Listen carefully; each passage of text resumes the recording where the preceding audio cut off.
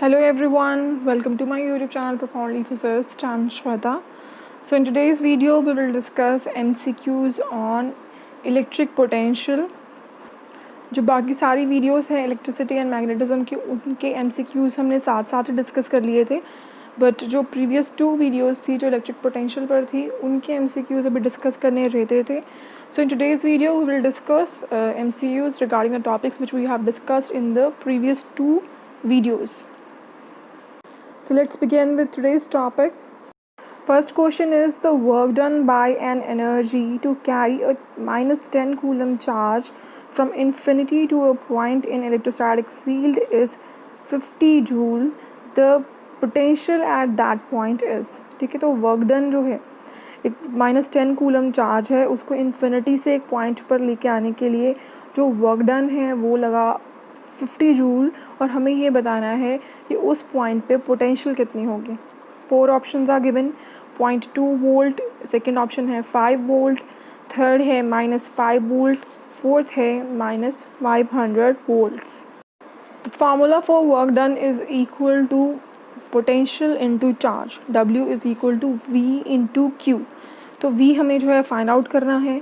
W जो work done है हमें दिया गया है 50 जूल, चार्ज गिवन है -10 कूलम. तो यहाँ से पोटेंशियल निकालना is very easy.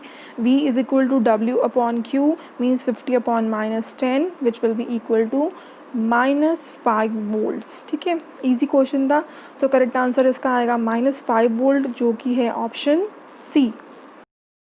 Question number 2 है electrostatic potential and energy of a charge of 5 coulomb at a point in the electric field is 50 joule. The potential at that point is. तो in the previous question हमें work done दिया था. In this question they have provided us electrostatic potential energy जो कि हमें दे दी है 50 joule के equal, charge दिया है 5 कूलम और हमें जो है पोटेंशियल फाइंड आउट करनी है. 4 ऑप्शंस गिवन है. फर्स्ट है 0.1 वोल्ट, सेकेंड है 5 वोल्ट्स, थर्ड है 10 वोल्ट्स, फोर्थ है 250 वोल्ट्स. So आपको ये कॉन्सेप्ट पता ही होगा that work done in bringing a positive charge from infinity to any point is stored in the body as in the form of electrostatic potential energy. ठीक है, तो जो वर्क डन है वही इलेक्ट्रोस्टैटिक पोटेंशियल एनर्जी है, दोनों same ही है. वही वर्क डन जो है बॉडी में इन the form of potential energy store होता है. सो फार्मूला जो है that will be the same. Q जो है वो 5 कूलम के इक्वल है. पोटेंशियल जो U है पोटेंशियल में फाइंड आउट करनी है. जो U है that is equal to 50 joule, और this potential energy stored in the body in the form of work done. So W का फार्मूला जो वर्क डन का फार्मूला है वो हमें पता ही है. W is equal to potential into charge. यहाँ से पोटेंशियल निकालना बहुत ईजी है. V is equal to W upon Q. W हमें दिया है 50, Q दिया है 5, तो करेक्ट आंसर जो है इसका आ गया 10 वोल्ट्स. तो सेकंड का करेक्ट ऑप्शन है C, 10 volts. Question number 3 is a point charge capital Q is located at the origin. ठीक है, पॉइंट चार्ज कैपिटल Q जो ओरिजिन पर प्लेस्ड है. The amount of work done in bringing a unit positive charge from infinity to the origin is. Question देखो क्या है. जो capital Q charge है वो ऑलरेडी ओरिजिन पर प्लेस्ड है. हमने एक और जो यूनिट पॉजिटिव चार्ज है उसको इन्फिनिटी पे उसी जगह पर लेके आना है जहाँ पे already capital Q charge placed है. तो आपको यहाँ पे बताना है कि that in this case work done कितना होगा. 0, इन्फानाइट, फानाइट या फिर अननोन. डायग्राम में देखो ज़रा यहाँ पे कैसे है कि ऑरिजिन पे जो है पॉजिटिव Q चार्ज प्लेस्ड है. कोई भी अगर चार्ज प्रेजेंट है तो ऑब्वियसली जो है उसका अपना इलेक्ट्रिक फील्ड भी होगा. अब जब हम किसी और चार्ज को उसके नियर लेके आएंगे ऑब्वियसली जो है वहाँ पे वर्क डन होगा, क्योंकि हमने जो है उस इलेक्ट्रिक फील्ड के अगेंस्ट वर्क करना है. पर यहाँ पे हमने क्या करना है, हमने तो जो चार्ज है उसको उसी जगह पे प्लेस करना है जहाँ पे जो है already capital Q charge placed है. तो इन दिस केस जो वर्क डन होगा that will be equal to formula of work done is 1 upon 4 pi epsilon naught Q upon R2 minus R1 into Q. जो R1 है यहाँ पे वो है distance of the charge capital Q from the origin, और जो R2 है that is the distance of the capital small q from the origin. मतलब जो R1 है वो कैपिटल Q चार्ज का डिस्टेंस है ओरिजिन से, और R2 जो है वो स्मॉल q चार्ज का डिस्टेंस है ओरिजिन से। बट यहाँ पे हमें पता है, चाहे हम बात करें R1 की चाहे हम बात करें R2 की, दोनों ही क्या है, ज़ीरो के इक्वल, बिकॉज जो पहला चार्ज है वो भी ओरिजिन पर है, और जो हम जिसको इन्फिनिटी से लेकर आ रहे हैं चार्ज को, that is also we need to place on origin. So इस तरीके से जो डिनोमिनेटर टर्म है वो हो गई ज़ीरो, R1 भी ज़ीरो, R2 भी zero. So something upon zero we know that is infinity. So in this case infinite work has to be done. ठीक है, तो करेक्ट ऑप्शन जो होगा थर्ड का that is B. Question number 4 is a hollow spherical conductor of radius capital R is given a charge capital Q. Okay, work done in moving a charge small q from its center to its surface is। एक hollow spherical conductor है, okay, hollow है वो, और वहाँ पे जो है उसका रेडियस है कैपिटल R, और उसको जो है कंडक्टर को चार्ज दे दिया कैपिटल Q। अब यहाँ जो है एक चार्ज है स्मॉल q, उसको जो है हमने सेंटर ऑफ द कंडक्टर से सरफेस ऑफ द कंडक्टर तक मूव करवाना है, और हमें बताना है in this case work done कितना होगा। सो 4 ऑप्शंस हमें दी गई हुई हैं, तो हमें ये बताना है कि करेक्ट आंसर क्या होगा इस केस में। तो जब हमने केस किया था potential due to charge distribution over shell, तो उस केस में हमने एक रिजल्ट स्टडी किया था which says potential at the centre is same as the potential on the surface in case of shell. ठीक है, तो यहाँ पे जो है हमें पता है जो वर्क डन है, work done is equal to potential difference into charge. अब यहाँ पे जब हमने चार्ज जो है उसको क्या बोला है, सेंटर से हमने सरफेस तक लेके जाना है, तो सेंटर पे पोटेंशियल फाइंड आउट कर लेते हैं और सरफेस पे पोटेंशियल फाइंड आउट कर लेते हैं। लेकिन हमने तो ये रिजल्ट हमें पता है कि जो चार्ज डिस्ट्रीब्यूशन जब होती है यहाँ पे, ठीक है, about the shell, so in that case potential पे जो पोटेंशियल है at the centre is same as the potential on the surface. तो और उसकी वैल्यू क्या होती है 1/4 pi epsilon naught Q upon R। तो ये दोनों वैल्यूज़ तो सेम हैं, जब आप वर्क डन में उसको पुट करोगे V2 माइनस V1 दोनों सेम वैल्यूज़ हैं, आंसर आ जाएगा 0। सो करेक्ट आंसर जो होगा यहाँ पे that will be 0। Work done जो है वो 0 लगेगा अगर आप चार्ज को सेंटर ऑफ द शेल से सरफेस ऑफ द शेल की तरफ लेके जा रहे हो। क्वेश्चन नंबर 5 है work done in displacing a charge of 2 coulomb through 0.5 metre on equipotential surface. हमें जो है इक्विपोटेंशियल सरफेस प्रोवाइड कर दिया गया है और बताया गया है कि एक 2 कूलम चार्ज है उसको आपको 0.5 मीटर डिस्टेंस से डिस्प्लेस करना है। तो in this case work done कितना होगा, 0, 1 जूल, 4 जूल, 10 जूल। जो इक्विपोटेंशियल सरफेसेस होते हैं उन पर पोटेंशियल की वैल्यू सेम होती है, इक्वल होती है, और in another word you can say potential होती है कांस्टेंट। सो कांस्टेंट पोटेंशियल है, हर जगह वैल्यू पोटेंशियल की सेम है। वर्क डन हमें पता है that is equal to product of potential difference and charge. अब यहाँ पे जब आप पोटेंशियल डिफरेंस फाइंड आउट करोगे वो तो आ जाएगी 0 के इक्वल, बिकॉज अब जब भी पॉइंट जो है कोई भी पॉइंट कंसिडर करोगे वहाँ पे v की वैल्यू सेम रहेगी, जब आप उसको सब्सट्रैक्ट करोगे तो आंसर आ जाएगा 0। सो 5th का करेक्ट ऑप्शन होगा A, 0। जब भी आप किसी चार्ज को इक्विपोटेंशियल सरफेस पर डिस्प्लेस करवाते हो उसमें कोई वर्क डन नहीं लगता। Next is question number 6 is the electric field E is equal to 6xy I cap plus 3x square minus 3y square j cap is conservative. आपको जो है इलेक्ट्रिक फील्ड प्रोवाइड कर दिया गया है एंड आपको पूछा गया है कि क्या ये इलेक्ट्रिक फील्ड कंजर्वेटिव है। कोई इलेक्ट्रिक फील्ड जो है वो कंजर्वेटिव है या नहीं उसको चेक करने के लिए आप जो है उसका कर्ल कैलकुलेट करोगे। ठीक है, अगर तो उस इलेक्ट्रिक फील्ड का कर्ल जो है वो 0 के इक्वल आ गया इट मीन्स वो फील्ड कंजर्वेटिव है, अगर कर्ल के इक्वल नहीं आया इट मीन्स वो कंजर्वेटिव नहीं है। तो हमें यहाँ पर इलेक्ट्रिक फील्ड दे दिया है, कर्ल हम कैसे फाइंड आउट करते हैं, डेल क्रॉस ई, तो बस डेल एंड ई का क्रॉस प्रोडक्ट फाइंड आउट कर लो। डेल जो है डेल ऑपरेटर में पता है that is equal to I cap del upon del X plus J cap del upon del Y plus K cap del upon del Z, ठीक है। और cross product हम सबको सॉल्व करना आता ही है। उसके बाद हमने पुट कर दी वैल्यू डेल की, लिख दी पहले आई कैप जे कैप के कैप लिख दिया, फिर जो है हमने डेल की जो है आई कैप जे कैप के कैप के कॉरस्पॉन्डिंग वैल्यूज़ को लिख दिया, फिर हमने जो है ई वेक्टर की आई कैप जे कैप के कैप के कॉरस्पॉन्डिंग वैल्यूज़ को लिख दिया, एंड देन उसके बाद हमने जो है उसका डिटर्मिनेंट फाइंड आउट कर लेना है। आई कैप देखो, जब आप आई कैप का के कॉरस्पॉन्डिंग फाइंड आउट करोगे तो 0 आ जाएगा, जे कैप पे भी 0 आ जाएगा, के कैप पे जो आएगा that will be 6x minus 6x जो कि हो गया 0। तो कंप्लीट आंसर जो है हमारे पास आ गया equal to 0। Del cross E 0 आ गया, means curl of electric field 0 आ गया, which proves that this electric field is conservative, ठीक है। This electric field is conservative, this is being proved. Question number 7th is potential difference V is equal to 3x plus 4y minus z. Find the electric field at any point, ठीक है। अगर आपको potential distribution means potential difference या V potential given है, then जो electric field है उसको आप कैसे फाइंड आउट करते हो, ठीक है। तो वो क्वेश्चन है, अगर आपको ये समझ आ गया तो आपको कोई भी पोटेंशियल गिवन हो देन आप इजीली जो है इलेक्ट्रिक फील्ड को फाइंड आउट कर सकते हो। To solve this, you must know the relationship between electric field intensity and potential.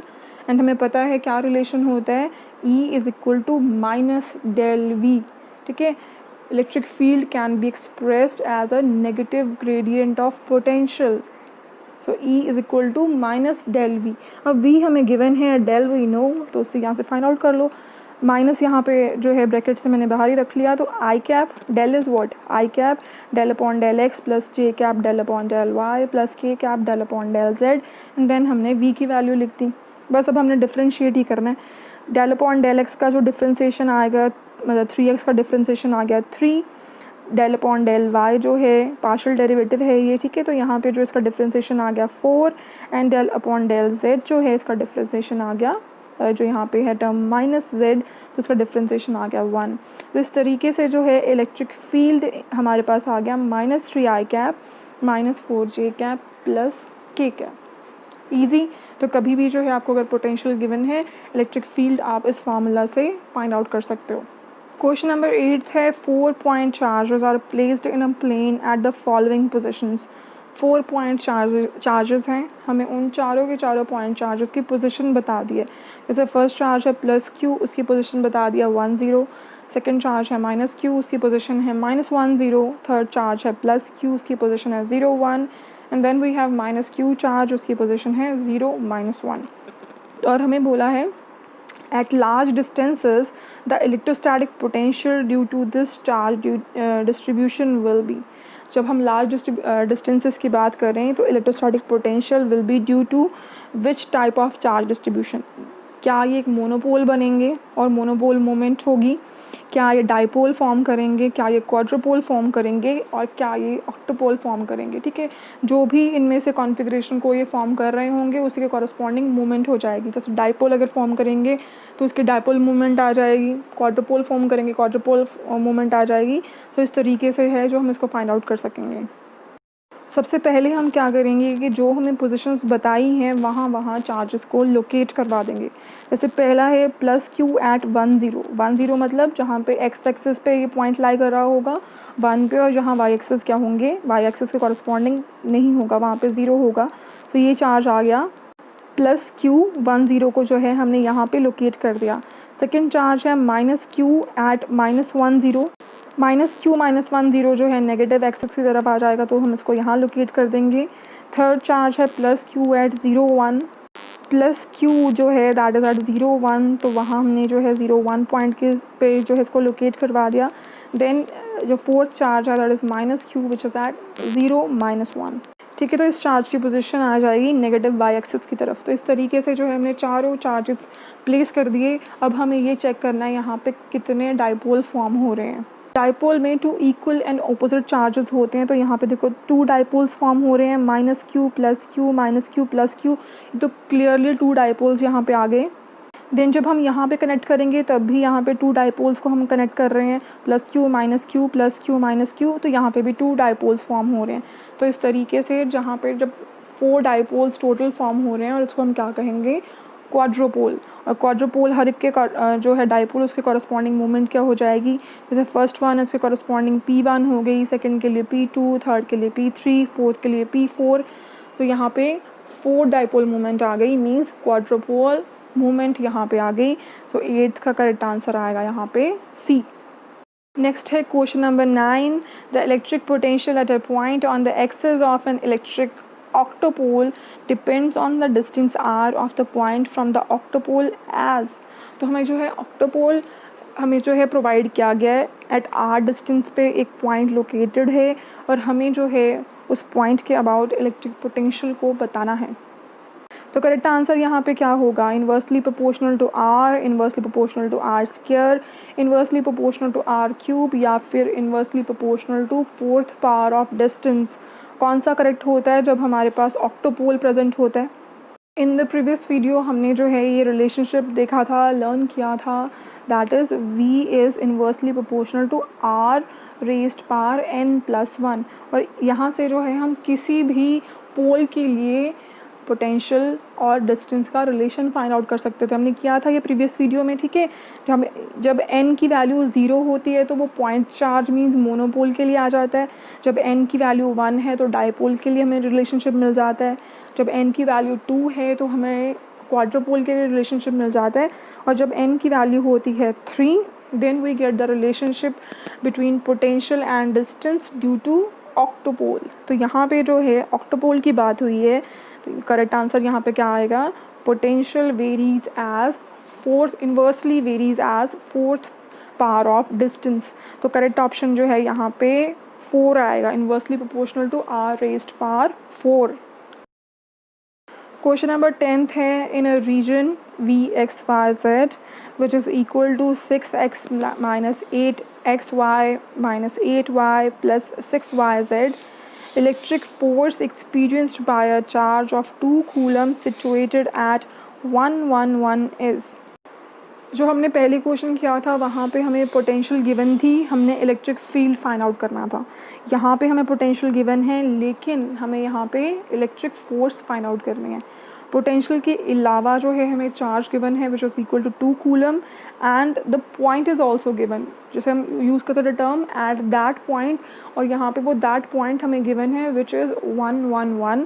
और अभी इन दिस केस जो है हमें फाइंड आउट करनी है इलेक्ट्रिक फोर्स। 4 ऑप्शंस गिवन हैं, लेट्स सी कौन सी करेक्ट ऑप्शन आती है। We know the relationship E is equal to minus del V, तो यहाँ से हम बहुत easily electric field intensity find out कर सकते हैं। डेल की वैल्यू यहाँ पुट कर दो, I cap del upon del X plus del upon del Y J cap plus del upon del Z K cap, और V की वैल्यू क्या है 6x minus 8xy minus 8y plus 6yz। अब next step हमारा यहाँ पे क्या होगा, डिफ्रेंसिएशन का।